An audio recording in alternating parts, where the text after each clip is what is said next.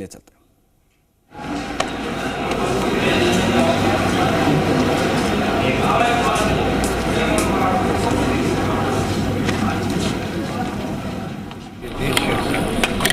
कोविड-19 में दिखा दिया है कि SMS की जो प्रतिष्ठा है, जो हरा है, जिस प्रकार इन्होंने सेवा करी है RUHS और SMS में, वो तारीफ के काबिल है। आज पूरे देश भर के, दुनिया भर के जो डॉक्टर 47 के पहले बैच के लोग थे, वो तक यहाँ आए हैं। तो इतना सबको गर्व महसूस हुआ, बल्कि हम लोगों को गर्व महसूस हुआ कि राजस्थान में 75 वर्ष का सफर तय करते करते आज SMS दुनिया में नाम कमा लिया है। तो मैं सबको मुबारकबाद देता हूँ, बधाई देता हूँ, सब काम। सर, एक बड़ी बात कही है आपने, राइट टू हेल्थ की तरह राइट टू सोशल सिक्योरिटी की बात कही है आपने। केंद्र सरकार से उम्मीद की कि इस तरह का बिल लेके आया सर।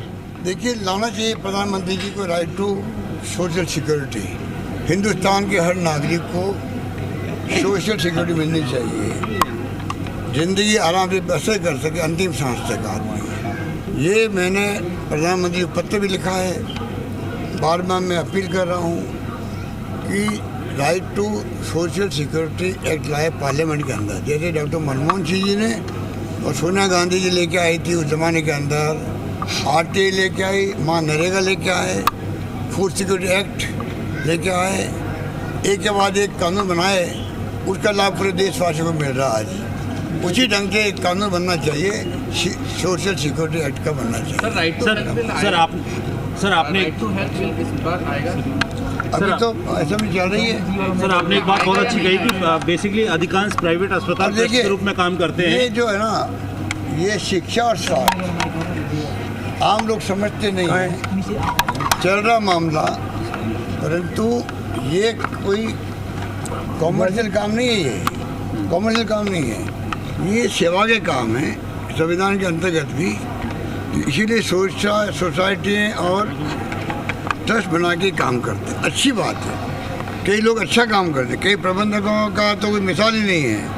उन्होंने अपनी प्रतिभा को प्रस्तुत किया, देश में भी, प्रदेश में भी, दुनिया के अंदर भी। ऐसी संस्थान भी है, देश में भी, प्रदेश के अंदर भी है। उनकी मैं तारीफ भी करता हूँ, चाहे वो प्राइवेट सेक्टर के मेडिकल कॉलेजेस हों, चाहे वो अस्पताल हों, चाहे कोई संस्थाएँ हों, स्कूल हो, कॉलेज हो, होना चाहिए। परंतु ये कमाई का साधन नहीं हो सकता। और उसके बावजूद भी जो आप जिस प्रकार का राइट टू हेल्थ का विरोध कर रहे हो, मैं उचित नहीं मानता। मैं उनसे अपील करना चाहूँगा कि आपकी जो शंकाएँ हैं, वाजिब शंकाओं को हम दूर कर देंगे। हम भी नहीं चाहेंगे आप इनसिक्योर फील करो, आप भी सेवा का काम कर रहे हो। हम चाहेंगे आपकी सेवाओं का उपयोग समाज को मिले, सरकार आपके साथ में खड़ी मिलेगी आपको, परंतु अनावश्यक विरोध करना उचित नहीं है मेरा मानना। सर, केंद्रीय मंत्री ने आज बयान आया है सर, उनका है कि मानहानि का दावा पेश कर रहे हैं आपके खिलाफ मानहानि का दावा पेश करने की बात कर रहे हैं सर। गजेंद्र सिंह जी दिल्ली कोर्ट में आज पेश कर रहे हैं मानहानि दावा। मानहानि का मुकदमा दर्ज कराने जा रहे हैं। करने जा रहे हैं या करा दिया है? सर 2 बजे की बात की, 2 बजे कराने जा रहे हैं सर। तो हम तो स्वागत करेंगे, क्योंकि इसी बहाने कम से कम केस आगे बढ़ेगा, भला होगा उन गरीबों का जो चर्चा में नहीं थे।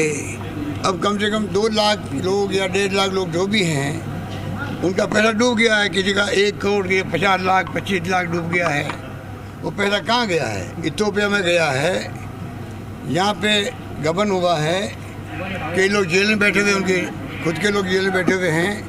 वो खुद मुलजिम हैं, उनकी पत्नी, उनकी साला, उनके पिताजी का नाम है और उनकी माताजी का देहांत हो गया। हम उनको भगवान से प्रार्थना करते हैं कि उनकी आत्मा को शांति प्रदान करे, परंतु वो तो हकीकत है।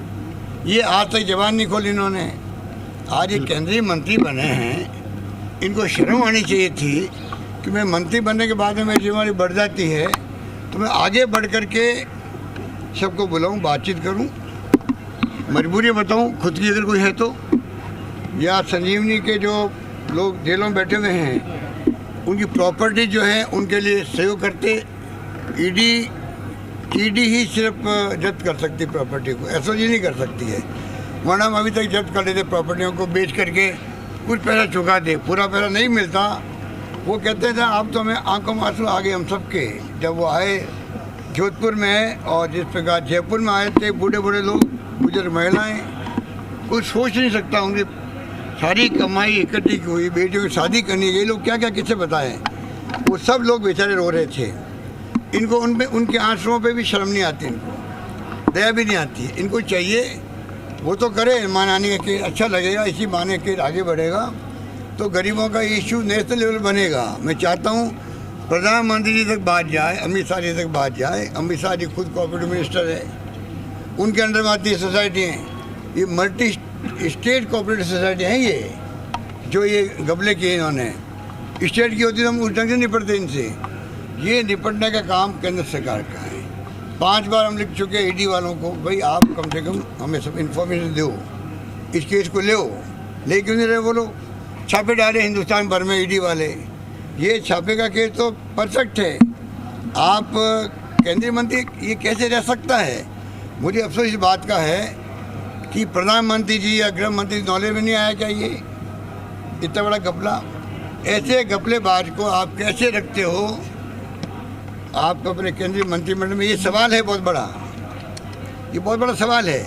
और ये तो हकीकत है, कागजों में है, पेपरों में है, कोर्ट के अंदर है, हाई कोर्ट के अंदर है। लिक्विडेटर बैठा हुआ है, केंद्र सरकार ने लिक्विडेटर बैठाया हुआ है। ये तो पूरा केस बना हुआ है ना। अब आप बताइए, उसमें इस आदमी को शर्म ही नहीं आ रही है कि मैं कैसे सबको बुला के बात करूँ। हमारा सहयोग चाहिए, हम सहयोग देंगे इनको, बहुत आगे नहीं आ रहे हैं।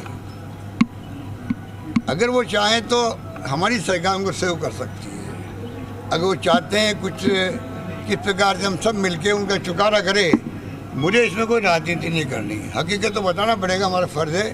वो हमसे पूछते हैं हमारी स्टेट गवर्नमेंट क्या कर रही है, हमारा बताना हमारा फ़र्ज़ बनता है। तो मैं उनसे कहना चाहूँगा, आप फिर भी स्टेट गवर्नमेंट को सहयोग चाहिए, स्टेट गवर्नमेंट आपको पूरा सहयोग देगी। आप पैसा दिलवाइए गरीबों को। वो कहते हमारा ब्याज गया बाहर के अंदर, आप तो हमारा मूल पैसा दिलवा दीजिए, कम से कम अपनी बेटियों की शादी कर लें।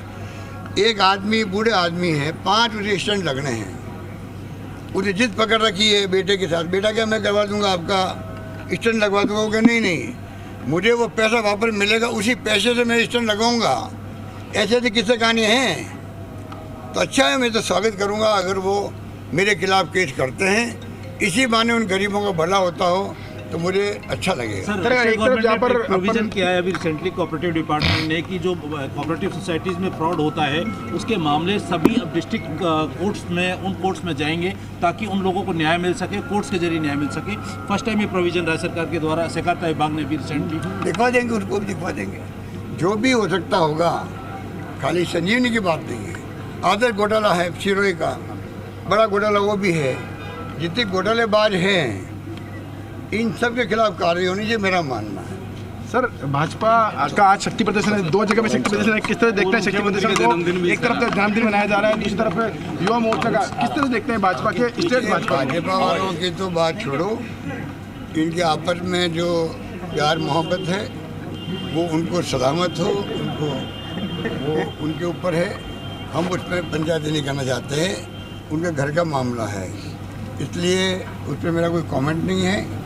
हम तो अपना काम करते हैं। हमने जो बजट पेश किया है, हम जो सोशल सिक्योरिटी स्कीम लेके आए हैं, हम महंगाई के अंदर राह देने के लिए, अगर आप रिसर्च करो हमारे बजट की, मीडिया वाले भी जो करते नहीं है, कम करते हैं, कुछ लोग करते हैं, पत्रकार लोग भी, आप तो छोड़िए, आप तो डिस्कशन कर लेंगे, करना भी चाहिए आपको।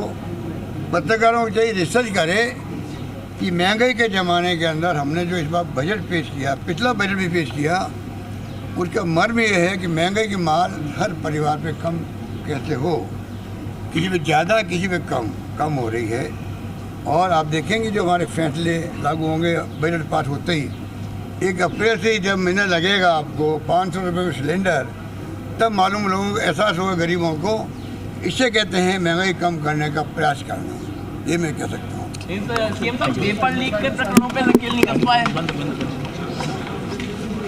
कौन नहीं कर पाए?